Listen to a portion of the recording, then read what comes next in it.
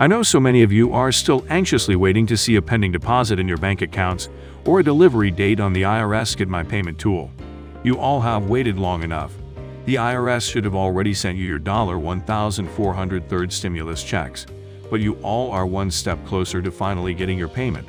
I have been noticing more and more. I finally got my stimulus check. Comments in the comment section below, which is really amazing news. Some of you have said that you got your $1,400 check in your Direct Express accounts today, after the IRS Get My Payment tool updated with March 24th as the scheduled delivery date. A lot of paper checks were also received through the mail today. Leave a comment below if you received your third stimulus check today. Congratulations to you if you did. Now for those of you that didn't get a check, either through direct deposit or mail, I understand that this is all very nerve-wracking.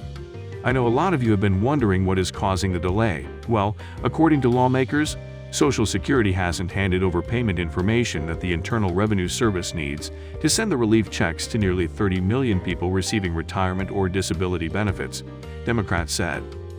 We understand that these beneficiaries are waiting because the Social Security Administration has not sent the necessary payment files to the Internal Revenue Service, House Ways and Means Committee Chair Richard Neal said in a letter to Social Security Commissioner Andrew Saul.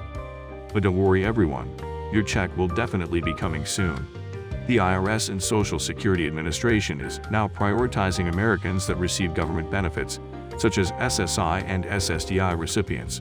This is good news for sure. Social Security will send the payment file on Thursday, an agency spokesperson said in an email. He added that the agency was disallowed from working on the payments in advance because lawmakers didn't give Social Security the same kind of appropriation for that they gave the agency for the first round of payments last year. Now I notice that some Americans are receiving their stimulus checks, but the amount is much smaller than they expected to receive. Many Americans have complained about around not receiving the full amount for dependents or only one spouse receiving the stimulus funds of a married couple filing jointly. It appears that these partial payments are due to a glitch in the payment system and the IRS split up the payments. Most Americans have now received the second part of their payment as of Wednesday. However, for some, things got way more frustrating after their pending payment was no longer pending in their bank account. Well, the IRS is currently working on sending out about 160 million payments. The agency is definably overwhelmed, especially with tax season right now. But the IRS says the second portion of the payment should be sent the way that was instructed on a filer's tax return. However, the agency has warned that in some cases the payments will be made in a different form than previous payments. This could be an explanation for the change of status in bank accounts, that the IRS will now send out a physical check or EIP debit card. Just last year, the IRS also set up an online payment portal where people who don't file taxes could enter their information. Unfortunately, there's no portal this time, but the IRS said it is sending checks based on information it used last time. Around 2 million people could face delays receiving enhanced unemployment insurance, including a $300 federal benefit, despite President Biden approving a $1.9 trillion stimulus plan this month. According to a new analysis from Andrew Stetner, a senior fellow and unemployment expert at the Century Foundation, the delays could largely hit those enrolled in programs set up in 2020 to provide unemployment relief to freelancers and laid-off workers who depleted regular state jobless payouts, unemployment assistance and emergency unemployment compensation, respectively. We do expect some states to have delays getting those who ran out of benefits back on and even starting up PUA and PUC again, Stetner said. You can't get the $300 without those underlying benefits. Around 18 million Americans are still claiming unemployment insurance. According to multiple sources, 1 in every 4 workers relied on unemployment at some point last year. The stimulus law approved by Biden and Democrats renewed a $300 federal unemployment until Labor Day on September 6. That's also the expiration date for PUA and PUC. Some states are indicating they are prepared to pay out benefits as soon as this week. The New York Department of Labor said on March 17 there would be no lapse in aid, though the agency posted a tweet Monday notifying people there could be a 1-2 day delay at most. What are your thoughts on this, everyone? Leave them in the comments below. That is the end of the video, everyone. I hope you found this video helpful. Make sure to enter the $50 Amazon gift card giveaway by subscribing to my channel, liking this video, and commenting below. The Senate must continue to make progress on the other major issues facing the American people. When the Senate returns in April, we're going to begin to focus on 3 major areas. voting rights and civil rights, economic recovery and jobs with an emphasis on climate change and building back better, and health and gun safety. We will try to work with our Republican colleagues on a bipartisan basis when and where we can. We welcome it. But if they choose to obstruct, rather than work with us to deliver the bold help that American families need, we will push forward and make progress nonetheless. Failure is not an option.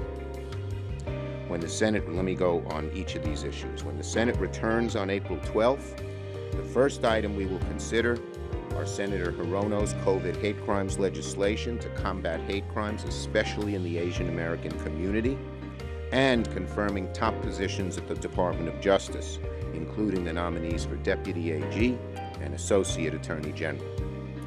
Last week, the Senate Judiciary Committee held the first ever hearing on the Equality Act, landmark legislation passed by the House that would enshrine, as a matter of principle and of law, that no American shall be denied justice based on their gender or their sexual orientation.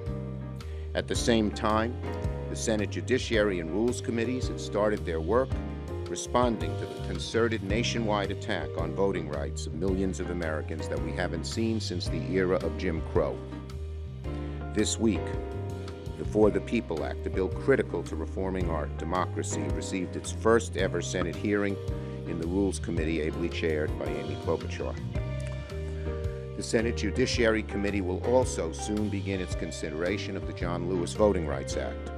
In the coming weeks and months, each of these bills will receive full consideration in committee and eventually on the Senate floor.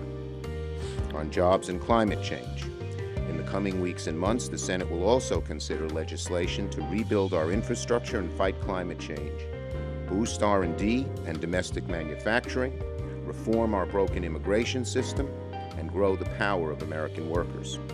Senate committees are marking up legislation to invest in clean water, environmental justice, transportation, and broadband systems, and more. Every one of these seems to have bipartisan support. Committees are also finalizing legislation to bolster American competitiveness and create good-paying jobs by making investments in emerging and critical industries here, and countering the growing economic threats we face from across the globe, especially from the Chinese Communist Party. We will also continue to coordinate with President Biden and his administration on their proposals to build back better. We expect to learn more details in the coming days on the President's budget and his Build Back Better proposal focused on economic recovery, jobs, and climate change, a very powerful threesome.